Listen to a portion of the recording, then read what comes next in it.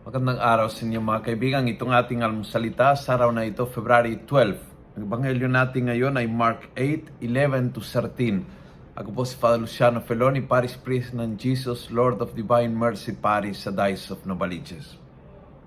Sabi ng ebanghelyo, the Pharisees came and started to argue with Jesus, hoping to embarrass him. They asked for some heavenly sign. Then his spirit was moved. He gave a deep sigh and said, "Why do the people of this present time ask for a sign? Truly I say to you, no sign shall be given to these people." Baka open your eyes. I am the sign. Ako nga ang Diyos nakipag-usap sa inyo. Tapos hinihingi pa ng sign. Kasi pag hinahanap mo ang sign, ibig sabihin you cannot read yung present sign. So, kahit anong gagawin ng Diyos, hindi ka makontento, hindi maging sapat, laging may kulang pa, laging aasahan ng isa pang palatandaan, isa pang sign, isa pang divine intervention, isa pang milagro para makumbinsi ka dahil hindi mo kayang basahin, hanapin, pakinggan, maramdaman ang mga signs na ginagawa nga ng Diyos ngayon, ora mismo.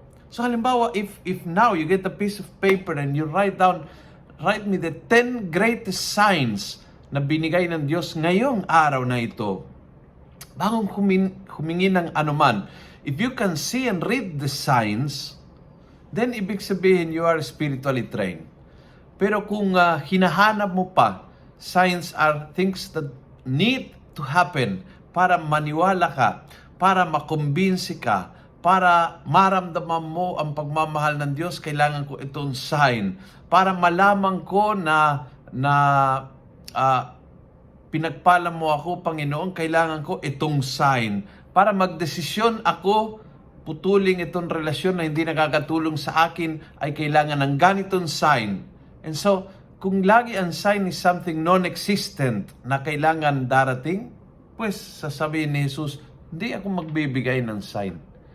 Si Jesus mismo ang buhay na palatandaan mula sa Diyos. And so, open your eyes.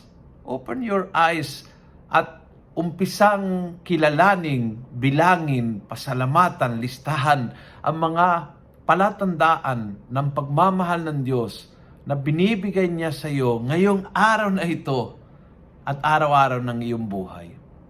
Kung nagustuhan mo ang video ito, pass it on. Punuin natin ng good news ang social media. Gawin natin viral, araw-araw ang salita ng Diyos. And God bless.